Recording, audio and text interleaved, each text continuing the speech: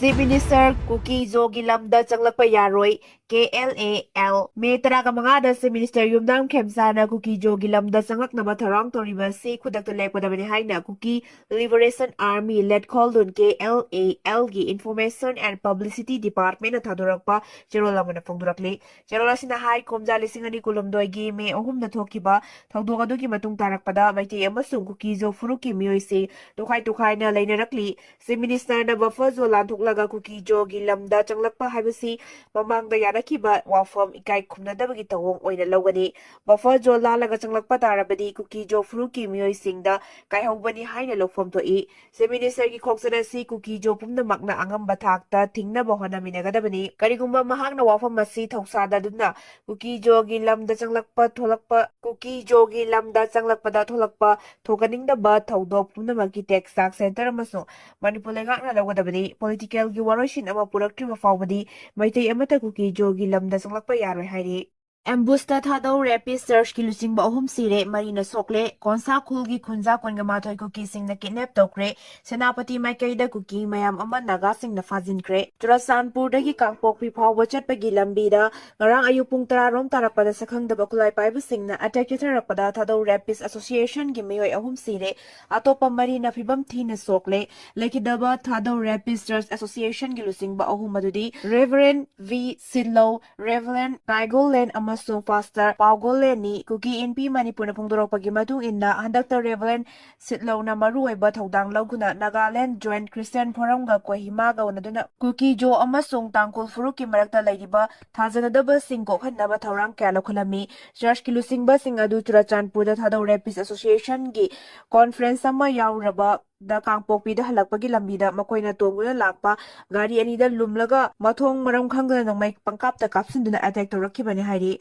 thawdok adu thokraba matungda luhongba chakhiba konsa khulgi khunja nupi nupa yauna miyoi kunga mathoi Kuki khulai paiba singna lambidagi kidnap tawraga pukre makhoigi mari makhong hojik phawba khangba ngamdri maraga sida senapati district phaguna lakpa Kuki micham kullom amasu Naga kangbu amana senapati da fajilaga thamkhre khujin khuna thokta sauribani haiduna ama ani hatpagi pau hek tabada nakalani maki mi hatpagi pau tarakadra haibagi mi paiba lei Manipur da lengakna deputy chief minister ani gi khutangda phajinduna leiriba sing thadok hanba yamna honabagi pau tai Kuki singna Tiger German Road haina maming thonjanba mafam maduda ambush toroktuna search ki lusingba ahum harkibagi pau hek tabaga hado community na kangpokpi district sinba thungna khudaktagi total shutdown lautokre maduda maram oiraga lambi asida chathokhasin tawriba singda yamna sathina khudongchadaba mayok nakre ngarang ambush adu kanana chatharakibano haiba claim torakpa amata leitri pulisna thawdok adugi marumda kana leibage haiba karimata phongdoktri adu moinama Kuki gi lusingba sing amasung miyamadi attack adugi maramda Ziliarong Purukki mioi kharana chathakibani haina maral siri Cycle Assembly Constituency gi MLA Kimnio Hangsingna thawdok adugi akanba moongda condemn taroduna thadorapwa chirol amana hai lining laison gi thabak tawriba kai khumnaningai oiraba lusingba singda chatharakhiba attack adu zakolaba khunai asida chanapam leitaba thawongni thawdok aduna maram oiraga lamdam asigi ingtapa phibam kahanabagi achouba masak oihalagani Manipur Rapist Convention gi General Secretary oiramba Reverend B Silmo Pastor Paugolen Pastor Kaigolun amadi Reverend Bumthang lekidabada thamoi sokna awaba phongi thawdok aduda soklaba miyoi singsu athubada fagalakpa oirasanu mari leinaba authority na hiramasi gi matangda khanaba thabak lakhotuna chenariba singi mathakta action lakhokadabani hairi Kuki Organization for Human Rights Act kohornasu thawdok aduba kanma moongda condemn tawrakli lubasina thadorakpa chirol amana hai Kanglup kirang loisinduna ingtapa phibam hajinhanaba honaringegi cherakta lining laison gi thabak tawba church ki lusingba singda attack chatharakpagi thawong adu saukhalaba khunai amada chatnaba thawong ate amaromda Zelianrong United Front na thadorakpa chirol amana hai Kangpokpi district ki manung chanba Scotland amasung Kotjim gi Lonaba mafam amada Kuki micham sing tongba gari anida attack chatharakkhibagi pau tabada thamoisong awaba poi mara laijadraba miyoi kya hatkibaga loyana atopa karana asok apana hankibagi thawdok adu Jeju F karigumba hiram amatada mari leinade hari United Naga Council UNC nasu thawdok adu akanma moongda condemn torokpaga loyana thawdok adugi matung tarakpada Lairon Wi-Fi Kuki Village ki miyoi singna Konsakun Village ki naga micham kun rom phajin khibani thawong adu yaringda phajin khibagi thawong adu yaringda phongdurakle ꯍꯧꯖꯤꯛ ꯐꯥꯎꯕꯒꯤ ꯑꯣꯏꯅ ꯀꯅꯥꯅ ꯀꯔꯤ ꯃꯔꯝꯒꯤ ꯆꯠꯊꯈꯤꯕꯅꯣ ꯍꯥꯏꯕ ꯃꯌꯦꯛ ꯁꯦꯡꯅ ꯈꯪꯕ ꯉꯝꯗ꯭ꯔꯤꯉꯩꯒꯤ ꯆꯩꯔꯛꯇ ꯃꯔꯥꯜ ꯂꯩꯖꯗꯕ ꯈꯨꯟꯖꯥꯁꯤꯡ ꯐꯥꯖꯤꯟꯈꯤꯕ ꯑꯗꯨ ꯆꯥꯎꯈꯠꯂꯕ ꯈꯨꯟꯅꯥꯏ ꯑꯃꯗ ꯆꯠꯅꯕ ꯊꯧꯑꯣꯡ ꯅꯠꯇꯦ꯫ ꯃꯔꯤ ꯂꯩꯅꯕꯁꯤꯡꯅ ꯐꯥꯖꯤꯟꯈ꯭ꯔꯕ ꯈꯨꯟꯖꯥꯁꯤꯡ ꯑꯗꯨ ꯀꯔꯤꯒꯨꯝꯕ ꯃꯈꯜ ꯀꯟꯗꯤꯁꯟ ꯑꯃꯠꯇ ꯌꯥꯎꯗꯅ ꯊꯥꯗꯣꯔꯛꯀꯗꯕꯅꯤ ꯍꯥꯏꯔꯤ꯫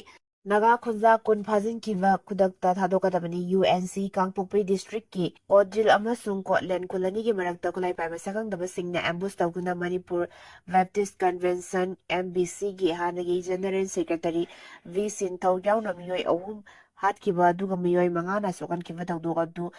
ꯃꯇꯨꯡ ꯃꯔꯝ ꯆꯥꯗꯨꯅ ꯂꯩꯔꯣꯟ ꯋꯥꯏꯐꯩ ꯀꯨꯀꯤ ꯚꯤꯂꯦꯖꯇ ꯀꯣꯟꯁꯥꯈꯨꯟ ꯚꯤꯂꯦꯖꯀꯤ ꯅꯥꯒꯥ ꯃꯤꯑꯣꯏ 10 ꯐꯥꯖꯤꯟꯈꯤꯕ ꯊꯧꯑꯣꯡ ꯌꯨꯅꯥꯏꯇꯦꯗ ꯅꯥꯒꯥ ꯀꯥꯎꯟꯁꯤꯜ (UNCꯒꯤ ꯑꯀꯟꯕ ꯃꯑꯣꯡꯗ ꯀꯟꯗꯦꯝ ꯇꯧꯔꯛꯄꯒ ꯂꯣꯏꯅꯅ ꯐꯥꯖꯤꯟꯈꯤꯕ ꯃꯤꯑꯣꯏꯁꯤꯡ ꯈꯨꯗꯛꯇ ꯊꯥꯗꯣꯛꯀꯗꯕꯅꯤ ꯍꯥꯏꯅ ꯑꯀꯟꯕ ꯋꯥꯐꯝ ꯊꯝꯂꯛꯂꯤ꯫ UNCꯅ ꯊꯥꯗꯣꯔꯛꯄ ꯆꯦꯔꯣꯜ ꯑꯃꯗ ꯕꯦꯞꯇꯤꯁꯠ ꯑꯦꯁꯣꯁꯤꯌꯦꯁꯟꯒꯤ ꯂꯩꯈꯤꯗ꯭ꯔꯕ ꯂꯨꯆꯤꯡꯕꯁꯤꯡꯒꯤ ꯏꯃꯨꯡ ꯃꯅꯨꯡꯒꯤ ꯑꯋꯥꯕꯗ UNCꯅ ꯁꯔꯨꯛ ꯌꯥꯔꯤ ꯑꯃꯗꯤ ꯂꯩꯈꯤꯗ꯭ꯔꯕꯒꯤ ꯊꯋꯥꯏꯅ ꯏꯁꯣꯔꯒꯤ ꯈꯨꯌꯥꯗ ꯏꯪꯅ ꯆꯤꯡꯅ ꯂꯩꯕ ꯑꯣꯏꯔꯁꯅꯨ ꯍꯥꯏꯔꯤ꯫ ꯂꯥꯏꯕꯛ ꯊꯤꯕꯗꯤ ꯁꯛꯈꯪꯗꯕꯁꯤꯡꯅ ꯑꯦꯝꯕꯨꯁ ꯆꯠꯊꯈꯤꯕ ꯄꯨꯡ ꯈꯔ ꯂꯩꯔꯒ ꯂꯩꯔꯣꯟ ꯋꯥꯏꯐꯩ ꯀꯨꯀꯤ ꯚꯤꯂꯦꯖꯅ ꯀꯣꯟꯁꯥꯈꯨꯟ ꯚꯤꯂꯦꯖꯀꯤ ꯅꯥꯒꯥ ꯃꯤꯆꯝ 10 ꯍꯣꯁꯇꯦꯖ ꯑꯣꯏꯅ ꯐꯥꯖꯤꯟꯈꯤꯕ ꯑꯁꯤ ꯂꯥꯏꯕꯛ ꯊꯤꯕꯅꯤ꯫ ꯃꯔꯝ ꯆꯥꯗꯅ ꯂꯩꯔꯣꯟ ꯋꯥꯏꯐꯩꯅ ꯅꯥꯒꯥ ꯈꯨꯟꯖꯥꯁꯤꯡ ꯐꯥꯖꯤꯟꯕ ꯍꯥꯏꯕꯁꯤ ꯌꯥꯐꯝ ꯊꯣꯛꯇꯦ ꯑꯃꯗꯤ ꯁꯤꯚꯤꯜ ꯁꯣꯁꯥꯏꯇꯤ ꯑꯃꯒꯤ ꯅꯣꯔꯝꯁꯀꯤ ꯋꯥꯡꯃꯗꯅꯤ꯫ ꯑꯁꯤꯒꯨꯝꯕ ꯊꯧꯑꯣꯡ ꯑꯁꯤ ꯀꯝꯃ꯭ꯌꯨꯅꯤꯇꯤꯒꯤ ꯃꯔꯛꯇ ꯍꯦꯟꯅ ꯌꯦꯡꯊꯤꯅꯍꯟꯕ ꯅꯠꯇ꯭ꯔꯒ ꯑꯇꯩ ꯀꯔꯤꯁꯨ ꯑꯣꯏꯔꯛꯂꯣꯏ ꯍꯥꯏꯔꯤ꯫ ꯃꯔꯝ ꯑꯁꯤꯅ ꯐꯥꯖꯤꯟꯈꯤꯕ ꯍꯣꯁꯇꯦꯖꯁꯤꯡ ꯈꯨꯗꯛꯇ ꯇꯦꯛꯇ ꯀꯥꯏꯗꯅ ꯊꯥꯗꯣꯔꯛꯀꯗꯕꯅꯤ꯫ ꯁꯤꯚꯤꯜ ꯁꯣꯁꯥꯏꯇꯤ ꯑꯣꯔꯒꯅꯥꯏꯖꯦꯁꯟꯁꯤꯡ, ꯆꯔꯆ ꯂꯤꯗꯔꯁꯤꯡ ꯑꯃꯗꯤ ꯀꯝꯃ꯭ꯌꯨꯅꯤꯇꯤ ꯂꯤꯗꯔ ꯈꯨꯗꯤꯡꯃꯛꯅ ꯍꯤꯡꯁꯥꯒꯤ ꯃꯥꯌꯣꯛꯇ ꯄꯨꯟꯅ ꯂꯦꯞꯃꯤꯟꯅꯁꯤ ꯑꯃꯗꯤ ꯀꯝꯃ꯭ꯌꯨꯅꯤꯇꯤꯒꯤ ꯃꯔꯛꯇ ꯅꯨꯡꯁꯤ ꯆꯥꯟꯅꯅ ꯂꯩꯃꯤꯟꯅꯕ ꯄꯨꯟꯅ ꯊꯕꯛ ꯇꯧꯃꯤꯟꯅꯁꯤ ꯍꯥꯏꯅ ꯑꯄꯤꯜ ꯇꯧꯔꯛꯂꯤ꯫ ꯀꯥꯡꯄꯣꯛꯄꯤꯗ ꯃꯤꯆꯝ ꯍꯥꯠꯈꯤꯕꯒꯤ ꯊꯧꯑꯣꯡ CMꯅ ꯀꯟꯗꯦꯝ ꯇꯧꯔꯛꯂꯤ꯫ ꯀꯥꯡꯄꯣꯛꯄꯤ ꯗꯤꯁꯇ꯭ꯔꯤꯛꯀꯤ ꯀꯣꯠꯂꯦꯟ ꯑꯃꯁꯨꯡ ꯀꯣꯠꯖꯤꯞꯒꯤ ꯂꯣꯟꯅꯕ ꯃꯐꯝ ꯑꯃꯗ ꯉꯔꯥꯡ ꯑꯌꯨꯛ ꯈꯨꯠꯂꯥꯏ ꯄꯥꯏꯕꯁꯤꯡꯅ ꯑꯦꯇꯦꯛ ꯆꯠꯊꯗꯨꯅ ꯃꯤꯆꯝ 3 ꯍꯥꯠꯂꯒ 4ꯅ ꯁꯣꯛꯍꯟꯈꯤꯕꯒꯤ ꯊꯧꯗꯣꯛ ꯑꯗꯨꯕꯨ ꯌꯨꯝꯅꯥꯝ ꯈꯦꯝꯁꯥꯅ ꯑꯀꯟꯕ ꯃꯑꯣꯡꯗ ꯀꯟꯗꯦꯝ ꯇꯧꯔꯛꯂꯤ꯫ ꯆꯤꯐ ꯃꯤꯅꯤꯁꯇꯔꯅ ꯊꯥꯗꯣꯔꯛꯄ ꯆꯦꯔꯣꯜ ꯑꯃꯅ ꯍꯥꯏ ꯊꯧꯗꯣꯛ ꯑꯗꯨꯗ ꯑꯁꯣꯛ ꯑꯄꯟ ꯅꯪꯂꯕ ꯃꯤꯑꯣꯏ 4ꯒꯤ ꯃꯅꯨꯡꯗ 3ꯗꯤ ꯁꯤꯖ ꯍꯣꯁꯄꯤꯇꯥꯜ ꯑꯦꯟড ꯔꯤꯁꯔꯆ ꯏꯟꯁꯇꯤꯇ꯭ꯌꯨꯠꯇ ꯄꯨꯈꯠꯇꯨꯅ ꯂꯥꯏꯀꯠꯅꯔꯤ꯫ Deputy chief Losii Dikho, home minister Govindas Konthoujam, MLAꯁꯤꯡ ꯑꯃꯗꯤ ꯑꯇꯩ ꯑꯣꯐꯤꯁꯤꯌꯦꯜꯁꯤꯡꯒ ꯂꯣꯏꯅꯅ ꯁꯤꯖ ꯍꯣꯁꯄꯤꯇꯥꯜꯗ ꯆꯠꯇꯨꯅ ꯑꯁꯣꯛꯄꯁꯤꯡꯒꯤ ꯐꯤꯚꯝ ꯌꯦꯡꯁꯤꯜꯂꯨꯔꯦ꯫ ꯑꯁꯣꯛꯄꯁꯤꯡ ꯂꯥꯌꯦꯡꯕꯗ ꯆꯪꯕ ꯁꯦꯟꯐꯝ ꯄꯨꯝꯅꯃꯛ ꯁꯦꯠ ꯂꯩꯉꯥꯛꯅ ꯄꯨꯊꯣꯛꯀꯅꯤ꯫ ꯈ꯭ꯋꯥꯏꯗꯒꯤ ꯑꯋꯥꯡꯕ ꯊꯥꯛꯀꯤ ꯑꯅꯥ ꯂꯥꯌꯦꯡꯒꯤ ꯈꯨꯗꯣꯡꯆꯥꯕ ꯐꯪꯍꯟꯅꯕ ꯃꯔꯤ ꯂꯩꯅꯕꯁꯤꯡꯗ ꯈꯪꯍꯟꯈ꯭ꯔꯦ꯫ ꯃꯔꯥꯜ ꯂꯩꯖꯗ꯭ꯔꯕ ꯃꯤꯆꯝ ꯃꯤꯌꯥꯝꯗ ꯑꯦꯇꯦꯛ ꯆꯠꯊꯗꯨꯅ ꯏꯪ ꯇꯞꯄ ꯐꯤꯚꯝ ꯀꯥꯏꯍꯟꯅꯕ ꯍꯣꯠꯅꯔꯛꯂꯤꯕ ꯑꯁꯤ ꯋꯥꯈꯜ ꯌꯥꯎꯗꯕꯒꯤ ꯊꯧꯑꯣꯡꯅꯤ꯫ ꯁ꯭ꯇꯦꯠ ꯑꯁꯤꯒꯤ ꯃꯤꯌꯥꯝ ꯍꯨꯞꯅ ꯑꯁꯤꯒꯨꯝꯕ ꯇꯦꯔꯣꯔꯤꯖꯝꯒꯤ ꯑꯣꯏꯕ ꯊꯧꯑꯣꯡꯁꯤꯡꯒꯤ ꯃꯥꯌꯣꯛꯇ ꯂꯦꯞꯂꯤ꯫ ꯂꯥꯏꯕꯛ ꯊꯤꯕ ꯊꯧꯗꯣꯛ ꯑꯗꯨ ꯂꯩꯈꯤꯗ꯭ꯔꯕꯁꯤꯡꯒꯤ ꯃꯐꯝꯗ ꯑꯋꯥꯕ ꯐꯣꯡꯗꯣꯔꯛꯂꯤ꯫ ꯂꯥꯏꯕꯛ ꯊꯤꯕ ꯊꯧꯗꯣꯛ ꯑꯗꯨꯗ ꯂꯩꯈꯤꯗ꯭ꯔꯕꯁꯤꯡꯒꯤ ꯃꯐꯝꯗ ꯑꯋꯥꯕ ꯐꯣꯡꯗꯣꯔꯛꯂꯤ ꯍꯥꯏꯔꯤ꯫ ꯀꯥꯡꯄꯣꯛꯄꯤꯗ ꯃꯤꯆꯝ ꯍꯥꯠꯈꯤꯕꯒꯤ ꯊꯧꯑꯣꯡ CMꯅ ꯀꯟꯗꯦꯝ ꯇꯧꯔꯛꯂꯤ꯫ ꯀꯥꯡꯄꯣꯛꯄꯤ ꯗꯤꯁꯇ꯭ꯔꯤꯛꯀꯤ ꯀꯣꯠꯂꯦꯟ ꯑꯃꯁꯨꯡ ꯀꯣꯠꯖꯤꯝꯒꯤ ꯂꯣꯟꯅꯕ ꯃꯐꯝ ꯑꯃꯗ ꯉꯔꯥꯡ ꯑꯌꯨꯛ ꯈꯨꯠꯂꯥꯏ ꯄꯥꯏꯕꯁꯤꯡꯅ ꯑꯦꯇꯦꯛ ꯆꯠꯊꯗꯨꯅ ꯃꯤꯆꯝ 3 ꯍꯥꯠꯂꯒ 4ꯅ ꯁꯣꯛꯍꯟꯈꯤꯕꯒꯤ ꯊꯧꯗꯣꯛ ꯑꯗꯨꯕꯨ ꯌꯨꯝꯅꯥꯝ ꯈꯦꯝꯁꯥꯅ ꯑꯀꯟꯕ ꯃꯑꯣꯡꯗ ꯀꯟꯗꯦꯝ ꯇꯧꯔꯛꯂꯤ꯫ ꯆꯤꯐ ꯃꯤꯅꯤꯁꯇꯔꯅ ꯊꯥꯗꯣꯔꯛꯄ ꯆꯦꯔꯣꯜ ꯑꯃꯅ ꯍꯥꯏ ꯊꯧꯗꯣꯛ ꯑꯗꯨꯗ ꯑꯁꯣꯛ ꯑꯄꯟ ꯅꯪꯂꯕ ꯃꯤꯑꯣꯏ 4ꯒꯤ ꯃꯅꯨꯡꯗ 3ꯗꯤ ꯁꯤꯖ ꯍꯣꯁꯄꯤꯇꯥꯜ ꯑꯦꯟড ꯔꯤꯁꯔꯆ ꯏꯟꯁꯇꯤꯇ꯭ꯌꯨꯠꯇ ꯄꯨꯈꯠꯇꯨꯅ ꯂꯥꯏꯀꯠꯅꯔꯤ꯫ Deputy chief Rosii Dikho, home minister Govindas Konthoujam, MLAꯁꯤꯡ ꯑꯃꯗꯤ ꯑꯇꯩ ꯑꯣꯐꯤꯁꯤꯌꯦꯜꯁꯤꯡꯒ ꯂꯣꯏꯅꯅ ꯁꯤꯖ ꯍꯣꯁꯄꯤꯇꯥꯜꯗ ꯆꯠꯇꯨꯅ ꯑꯁꯣꯛꯄꯁꯤꯡꯒꯤ ꯐꯤꯚꯝ ꯌꯦꯡꯁꯤꯜꯂꯨꯔꯦ꯫ ꯑꯁꯣꯛꯄꯁꯤꯡ ꯂꯥꯌꯦꯡꯕꯗ ꯆꯪꯕ ꯁꯦꯟꯐꯝ ꯄꯨꯝꯅꯃꯛ ꯁ꯭ꯇꯦꯠ ꯂꯩꯉꯥꯛꯅ ꯄꯨꯊꯣꯛꯀꯅꯤ꯫ ꯈ꯭ꯋꯥꯏꯗꯒꯤ ꯑꯋꯥꯡꯕ ꯊꯥꯛꯀꯤ ꯑꯅꯥ ꯂꯥꯌꯦꯡꯒꯤ ꯈꯨꯗꯣꯡꯆꯥꯕ ꯐꯪꯍꯟꯅꯕ ꯃꯔꯤ ꯂꯩꯅꯕꯁꯤꯡꯗ ꯈꯪꯍꯟꯈ꯭ꯔꯦ꯫ ꯃꯔꯥꯜ ꯂꯩꯖꯗꯕ ꯃꯤꯆꯝ ꯃꯤꯌꯥꯝꯗ ꯑꯦꯇꯦꯛ ꯆꯠꯊꯗꯨꯅ ꯏꯪ ꯇꯞꯄ ꯐꯤꯚꯝ ꯀꯥꯏꯍꯟꯅꯅꯕ ꯍꯣꯠꯅꯔꯛꯂꯤꯕ ꯑꯁꯤ ꯋꯥꯈꯜ ꯌꯥꯎꯗꯕꯒꯤ ꯊꯧꯑꯣꯡꯅꯤ꯫ ꯁ꯭ꯇꯦꯠ ꯑꯁꯤꯒꯤ ꯃꯤꯌꯥꯝꯅ ꯍꯨꯞꯅ ꯑꯁꯤꯒꯨꯝꯕ ꯇꯦꯔꯣꯔꯤꯖꯝꯒꯤ ꯑꯣꯏꯕ ꯊꯧꯑꯣꯡꯁꯤꯡꯒꯤ ꯃꯥꯌꯣꯛꯇ ꯂꯦꯞꯂꯤ꯫ ꯂꯥꯏꯕꯛ ꯊꯤꯕ ꯊꯧꯗꯣꯛ ꯑꯗꯨꯗ ꯂꯩꯈꯤꯗ꯭ꯔꯕꯁꯤꯡꯒꯤ ꯃꯐꯝꯗ ꯑꯋꯥꯕ ꯐꯣꯡꯗꯣꯔꯛꯂꯤ ꯍꯥꯏꯔꯤ꯫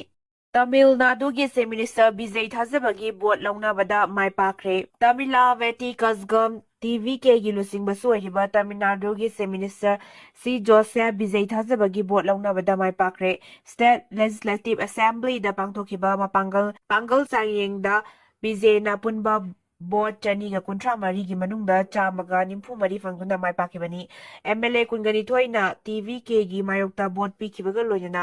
MLA 5 ꯚꯣꯠ ꯊꯥꯗꯕ ꯌꯥꯎꯈꯤꯗꯦ꯫ DMKꯒꯤ ꯑꯣꯏꯅꯁꯨ MLAꯁꯤꯡ ꯍꯥꯎꯁꯇꯒꯤ ꯃꯄꯥꯟ ꯊꯣꯛꯈꯤ꯫ ꯔꯤꯄꯣꯔꯠ ꯑꯃꯒꯤ ꯃꯇꯨꯡ ꯏꯟꯅ AIADMKꯒꯤ MLA 15ꯅ ꯕꯤꯖꯩꯒꯤ TVK ꯁꯧꯒꯠꯇꯨꯅ ꯚꯣꯠ ꯄꯤꯈꯤ ꯍꯥꯏꯔꯤ꯫ AIADMKꯒꯤ MLA ꯈꯔ ꯕꯤꯖꯩꯗ ꯁꯧꯒꯠꯂꯛꯈꯤꯕꯅ ꯃꯔꯝꯅ MLA ꯈꯔꯗꯤ ꯄꯥꯔꯇꯤꯒꯤ ꯋꯤꯞ ꯉꯥꯛꯅ ꯆꯠꯈꯤꯗ꯭ꯔꯦ ꯍꯥꯏꯕ ꯃꯌꯦꯛ ꯁꯦꯡꯅ ꯈꯪꯕ ꯉꯝꯂꯦ꯫ ꯀꯪꯒ꯭ꯔꯦꯁ, CPI, CPIM ꯑꯃꯁꯨꯡ VCKꯅ ꯃꯄꯨꯡ ꯐꯥꯅ ꯁꯧꯒꯠꯂꯛꯄꯗꯒꯤ TVKꯅ ꯃꯊꯧ ꯇꯥꯕ MLA ꯃꯁꯤꯡꯗꯒꯤ ꯌꯥꯝꯅ ꯍꯦꯟꯅ ꯐꯪꯕ ꯉꯝꯈꯤ꯫ MLA 2 ꯂꯩꯕ IUM ZLSU TBK ꯂꯩꯉꯥꯛꯇ ꯃꯄꯨꯡ ꯐꯥꯅ ꯁꯧꯒꯠꯀꯅꯤ꯫ ꯇ꯭ꯔꯝꯞꯅ ꯄ꯭ꯔꯦꯁꯤꯗꯦꯟꯠ ꯖꯤ ꯖꯤꯟꯄꯤꯡ ꯎꯅꯈ꯭ꯔꯦ꯫ ꯌꯨ.ꯑꯦꯁ. ꯑꯃꯁꯨꯡ ꯏꯖꯔꯦꯜꯅ ꯏꯔꯥꯟꯗ ꯂꯥꯟꯗꯥꯈꯤꯕꯅ ꯃꯔꯝ ꯑꯣꯏꯔꯒ ꯃꯥꯂꯦꯝꯒꯤ ꯃꯐꯝ ꯑꯌꯥꯝꯕꯗ ꯈꯨꯗꯣꯡꯆꯥꯗꯕ ꯀꯌꯥ ꯃꯥꯌꯣꯛꯅꯔꯤꯉꯩꯒꯤ ꯆꯩꯔꯛꯇ ꯄ꯭ꯔꯦꯁꯤꯗꯦꯟꯠ ꯗꯣꯅꯥꯜꯗ ꯇ꯭ꯔꯝꯞꯅ ꯆꯥꯏꯅꯥꯗ ꯆꯠꯇꯨꯅ ꯆꯥꯏꯅꯤꯖ ꯄ꯭ꯔꯦꯁꯤꯗꯦꯟꯠ ꯖꯤ ꯖꯤꯟꯄꯤꯡꯒ ꯎꯅꯈ꯭ꯔꯦ꯫ ꯃꯥꯂꯦꯝꯗ ꯈ꯭ꯋꯥꯏꯗꯒꯤ ꯏꯅꯥꯛ ꯈꯨꯟꯕ ꯂꯩꯕꯥꯛ ꯑꯅꯤꯒꯤ ꯂꯨꯆꯤꯡꯕꯁꯤꯡ ꯎꯅꯗꯨꯅ ꯒ꯭ꯂꯣꯕꯜ ꯑꯣꯏꯜ ꯃꯥꯔꯀꯦꯠ ꯑꯃꯁꯨꯡ ꯂꯂꯣꯟ-ꯏꯇꯤꯛꯀꯤ ꯃꯇꯥꯡꯗ ꯀꯨꯞꯅ ꯈꯟꯅ ꯅꯩꯅꯒꯅꯤ ꯍꯥꯏꯅ ꯔꯤꯄꯣꯔꯠ ꯑꯁꯤꯅ ꯐꯣꯡꯗꯣꯔꯛꯂꯤ꯫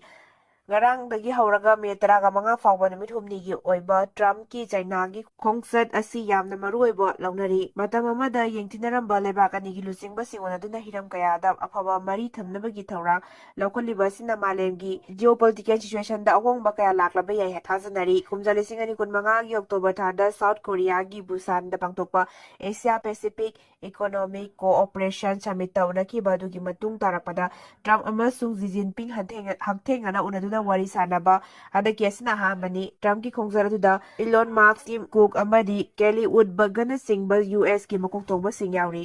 ZLF ꯁꯦꯜꯐ-ꯁ꯭ꯇꯥꯏꯜ ꯀꯃꯥꯟꯗꯔ-ꯏꯟ-ꯆꯤꯐ ꯆꯨꯔꯆꯥꯟꯄꯨꯔꯗꯒꯤ ꯐꯥꯒꯠꯄ ꯉꯝꯈ꯭ꯔꯦ꯫ ꯑꯥꯏꯟꯅ ꯊꯤꯡꯈ꯭ꯔꯕ Lalhourop Zogam liberation front ZLF Indian ꯔꯤꯖꯟꯒꯤ ꯁꯦꯜꯐ-ꯁ꯭ꯇꯥꯏꯜ ꯀꯃꯥꯟꯗꯔ-ꯏꯟ-ꯆꯤꯐ ꯁꯦꯀ꯭ꯌꯨꯔꯤꯇꯤ ꯐꯣꯔꯁꯅ ꯐꯥꯒꯠꯄ ꯉꯝꯂꯦ ꯍꯥꯏꯔꯤ꯫ ꯃꯅꯤꯄꯨꯔ ꯄꯨꯂꯤꯁꯅ ꯐꯣꯡꯗꯣꯔꯛꯄꯒꯤ ꯃꯇꯨꯡ ꯏꯟꯅ ꯆꯨꯔꯆꯥꯟꯄꯨꯔ ꯗꯤꯁꯇ꯭ꯔꯤꯛꯀꯤ ꯒꯦꯜꯖꯥꯡ ꯈꯨꯜ ꯃꯅꯥꯛꯀꯤ ꯖꯥꯎꯃꯟ IDP ꯁꯦꯇꯜꯃꯦꯟꯠꯇꯒꯤ ꯕꯤꯟꯆꯠ ꯄꯨꯝꯖꯥꯃꯥꯡ ꯇꯥꯏꯊꯨꯜ ꯆꯍꯤ 90 ꯑꯄꯣꯛꯄ ꯂꯩꯈꯤꯗ꯭ꯔꯕ ꯍꯨꯞꯆꯤꯟꯊꯥꯡ ꯍꯥꯏꯔꯤꯕ ZLFꯀꯤ ꯁꯦꯜꯐ-ꯁ꯭ꯇꯥꯏꯜ ꯀꯃꯥꯟꯗꯔ-ꯏꯟ-ꯆꯤꯐ ꯑꯁꯤ ꯊꯥ ꯑꯁꯤꯒꯤ ꯍꯧꯈꯤꯕ 7ꯗ ꯆꯨꯔꯆꯥꯟꯄꯨꯔ ꯄꯨꯂꯤꯁ ꯑꯃꯁꯨꯡ 5ꯁꯨꯕ ꯁꯝ ꯔꯥꯏꯐꯜꯁꯀꯤ ꯑꯄꯨꯟꯕ ꯇꯤꯝ ꯑꯃꯅ ꯖꯧꯃꯨꯟꯗ ꯂꯩꯕ ꯃꯍꯥꯛꯀꯤ ꯂꯩꯐꯝꯗꯒꯤ ꯐꯥꯒꯠꯈꯤꯕꯅꯤ꯫ ꯃꯍꯥꯛꯄꯨ ꯑꯍꯥꯟꯕꯒꯤ ꯑꯣꯏꯅ ꯋꯥꯍꯪ ꯄꯥꯎꯪ ꯆꯠꯊꯕ ꯃꯇꯝꯗ ꯃꯍꯥꯛ Zogam liberation front ZLF India ꯔꯤꯖꯟꯒꯤ ꯁꯦꯜꯐ-ꯁ꯭ꯇꯥꯏꯜ ꯀꯃꯥꯟꯗꯔ-ꯏꯟ-ꯆꯤꯐꯅꯤ ꯍꯥꯏꯕ ꯃꯁꯥꯅ ꯐꯣꯡꯗꯣꯛꯆꯔꯛꯈꯤ꯫ ꯔꯤꯂꯤꯐ ꯀꯦꯝꯞꯇꯒꯤ ꯃꯥꯡꯈꯤꯕ ꯑꯉꯥꯡꯁꯤꯡꯗ ꯃꯩꯊꯣꯡꯈꯣꯡꯗ ꯁꯤꯡꯅ ꯕꯣꯔꯥꯈꯥꯎ ꯃꯅꯨꯡꯗꯒꯤ ꯐꯪꯂꯦ꯫ ꯑꯉꯥꯡ ꯍꯥꯠꯄꯅꯤ ꯍꯥꯏꯕ ꯔꯤꯂꯤꯐ ꯀꯦꯝꯞꯇ ꯂꯩꯃꯤꯟꯅꯕ ꯑꯃ ꯐꯥꯔꯦ꯫ ꯃꯣꯔꯦꯗꯒꯤ ꯂꯥꯟꯖꯦꯜꯂꯛꯂꯒ ꯑꯀꯥꯝꯄꯥꯠꯇ ꯍꯥꯡꯕ ꯔꯤꯂꯤꯐ ꯀꯦꯝꯞꯇ ꯆꯪꯖꯐꯝ ꯂꯧꯗꯨꯅ ꯂꯩꯕꯤ ꯑꯉꯥꯡ ꯅꯨꯄꯤ ꯃꯆꯥ ꯑꯃ ꯁꯤꯅ ꯐꯪꯈ꯭ꯔꯦ꯫ ꯃꯤꯍꯥꯠ ꯑꯗꯨꯗ ꯆꯦꯟꯅꯕꯅꯤ ꯍꯥꯏꯕ ꯔꯤꯂꯤꯐ ꯀꯦꯝꯞ ꯑꯗꯨꯗ ꯂꯩꯃꯤꯟꯅꯕ ꯃꯈꯨꯔꯥ ꯊꯣꯛꯄ ꯑꯃ ꯄꯨꯂꯤꯁꯅ ꯐꯥꯔꯦ꯫ ꯃꯤꯍꯥꯠ ꯑꯗꯨ ꯃꯤꯌꯥꯝꯗ ꯁꯤꯟꯅꯔꯛꯀꯗꯕꯅꯤ ꯍꯥꯏꯕ ꯗꯤꯃꯥꯟ ꯇꯧꯗꯨꯅ ꯉꯔꯥꯡ ꯅꯨꯃꯤꯠ ꯌꯨꯡꯕ ꯑꯗꯨꯋꯥꯏꯗ ꯏꯔꯦꯟꯕꯨꯡ ꯄꯨꯂꯤꯁ ꯁ꯭ꯇꯦꯁꯟꯗ ꯃꯤꯌꯥꯝꯅ ꯄ꯭ꯔꯣꯇꯦꯁ ꯇꯧꯈ꯭ꯔꯦ꯫ ꯃꯤꯌꯥꯝ ꯑꯗꯨ ꯇꯟꯈꯥꯏꯅꯕ ꯍꯣꯠꯅꯕꯗ ꯄꯨꯂꯤꯁꯅ ꯇꯤꯌꯔ ꯒ꯭ꯌꯥꯁ ꯁꯦꯜ ꯀꯌꯥ ꯃꯔꯨꯝ ꯀꯥꯞꯈꯤ꯫ ꯅꯨꯡꯗ ꯏꯔꯥꯡ ꯑꯗꯨ ꯂꯥꯛꯁꯤꯟꯕ ꯉꯝꯈꯤ꯫ ꯂꯩꯈꯤꯗ꯭ꯔꯕꯤ ꯅꯨꯄꯤ ꯃꯆꯥ ꯑꯗꯨ ꯃꯣꯔꯦ ꯋꯥꯔꯗ ꯅꯝꯕꯔ 9ꯗꯒꯤꯅꯤ꯫ ꯏꯔꯥꯡ ꯑꯁꯤꯒ ꯃꯔꯝ ꯑꯣꯏꯔꯒ ꯅꯨꯄꯤ ꯃꯆꯥ ꯑꯗꯨꯒꯤ ꯏꯃꯨꯡ ꯃꯅꯨꯡ ꯄꯨꯟꯅ ꯑꯀꯥꯝꯄꯥꯠꯇ ꯂꯩꯕ ꯑꯥꯏꯗꯤꯌꯜ ꯒꯔꯜꯁ ꯁ꯭ꯀꯨꯜꯁꯇ ꯍꯥꯡꯕ ꯔꯤꯂꯤꯐ ꯀꯦꯝꯞꯇ ꯆꯪꯖꯐꯝ ꯂꯧꯗꯨꯅ ꯂꯩꯔꯛꯈꯤꯕꯅꯤ꯫ ꯂꯩꯈꯤꯗ꯭ꯔꯕꯤ ꯅꯨꯄꯤ ꯃꯆꯥ ꯏꯁꯇꯔꯟ ꯑꯥꯏꯗꯤꯌꯜ ꯍꯥꯏ ꯁ꯭ꯀꯨꯜꯗ ꯀ꯭ꯂꯥꯁ KG ꯈꯛꯇꯃꯛ ꯇꯝꯂꯤ ꯍꯥꯏꯔꯤ꯫ ꯄꯥꯎ ꯑꯁꯤꯒꯤ ꯃꯇꯨꯡ ꯏꯟꯅ ꯉꯔꯥꯡ ꯅꯨꯃꯤꯗꯥꯡꯋꯥꯏꯔꯝꯗꯒꯤ ꯃꯍꯥꯛ ꯃꯊꯤꯕ ꯈꯪꯅ ꯂꯩꯔꯛꯄꯅꯤ꯫ ꯏꯃꯨꯡ ꯃꯅꯨꯡ ꯑꯃꯗꯤ ꯔꯤꯂꯤꯐ ꯀꯦꯝꯞꯇ ꯂꯩꯕ ꯃꯤꯑꯣꯏꯁꯤꯡꯅ ꯂꯩꯀꯥꯏ ꯃꯤꯌꯥꯝꯒ ꯂꯣꯏꯅꯅ ꯑꯀꯥꯝꯄꯥꯠꯀꯤ ꯑꯀꯣꯏꯕꯗ ꯊꯤꯕ ꯍꯨꯝꯕꯒꯤ ꯊꯕꯛ ꯆꯠꯊꯈꯤ꯫ ꯃꯤꯌꯥꯝꯅ ꯔꯤꯂꯤꯐ ꯀꯦꯝꯞ ꯑꯗꯨꯒꯤ ꯃꯅꯥꯛꯇ ꯂꯩꯕ ꯄꯨꯈ꯭ꯔꯤꯁꯤꯡꯗ ꯐꯥꯎꯕ ꯀꯨꯝꯗꯨꯅ ꯊꯤꯕꯒꯤ ꯊꯕꯛ ꯆꯠꯊꯈꯤ ꯍꯥꯏꯔꯤ꯫ ꯏꯃꯨꯡ ꯃꯅꯨꯡꯗꯁꯨ ꯏꯔꯦꯟꯕꯨꯡ ꯄꯨꯂꯤꯁ ꯁ꯭ꯇꯦꯁꯟꯅ ꯃꯤꯁꯤꯡ ꯔꯤꯄꯣꯔꯠ ꯑꯃ ꯐꯥꯏꯜ ꯇꯧꯈꯤ꯫ ꯃꯇꯨꯡ ꯇꯥꯔꯛꯄꯗ ꯏꯝꯐꯥꯜ ꯏꯁꯠ ꯑꯃꯗꯤ ꯏꯝꯐꯥꯜ ꯋꯦꯁꯠ ꯗꯤꯁꯇ꯭ꯔꯤꯛ ꯄꯨꯂꯤꯁꯀꯤ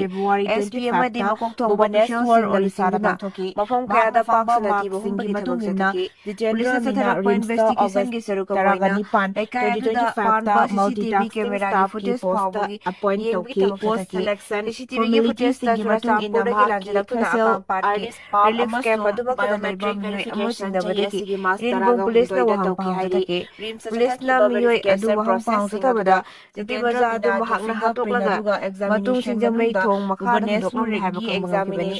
ꯏꯝꯐꯥꯜ ꯏꯁꯠ ꯗꯤꯁꯇ꯭ꯔꯤꯛ ꯄꯨꯂꯤꯁ ꯄꯔꯁꯅꯦꯜꯁꯤꯡꯅ ꯁꯤꯡꯖꯃꯩ ꯊꯣꯡ ꯃꯈꯣꯡꯗꯒꯤ ꯅꯨꯄꯤ ꯃꯆꯥ ꯑꯗꯨꯒꯤ ꯊꯋꯥꯏ ꯌꯥꯎꯗ꯭ꯔꯕ ꯍꯛꯆꯥꯡ ꯕꯣꯔꯥꯈꯥꯎ ꯑꯃꯗ ꯍꯥꯞꯂꯒ ꯂꯩꯔꯝꯕ ꯊꯦꯡꯅꯈꯤ꯫ ꯍꯛꯆꯥꯡ ꯑꯗꯨ ꯂꯧꯈꯠꯂꯕ ꯃꯇꯨꯡ ꯖꯦꯅꯤꯝꯁꯀꯤ ꯃꯣꯔꯒꯇ ꯊꯝꯈ꯭ꯔꯦ꯫ ꯇꯧꯔꯕ ꯃꯇꯨꯡꯗ ꯊꯥ ꯑꯁꯤꯒꯤ 5ꯗ ꯔꯤꯝꯁ ꯒꯦꯠ ꯃꯌꯥꯗꯒꯤ ꯄꯨꯂꯤꯁꯅ ꯐꯥꯗꯨꯅ ꯆꯤꯐ ꯖꯨꯗꯤꯁꯤꯌꯦꯜ ꯃꯦꯖꯤꯁꯇ꯭ꯔꯦꯠ ꯏꯝꯐꯥꯜ ꯋꯦꯁꯇ ꯊꯥ ꯑꯁꯤꯒꯤ 6ꯇ ꯄꯨꯊꯣꯛꯇꯨꯅ ꯀꯣꯔꯠꯅ ꯊꯥ ꯑꯁꯤꯒꯤ 12 ꯐꯥꯎꯕ ꯄꯨꯂꯤꯁ ꯀꯁꯇꯗꯤꯗ ꯔꯤꯃꯥꯟꯗ ꯄꯤꯗꯨꯅ ꯂꯥꯛꯈꯤꯕꯅꯤ ꯍꯥꯏꯔꯤ꯫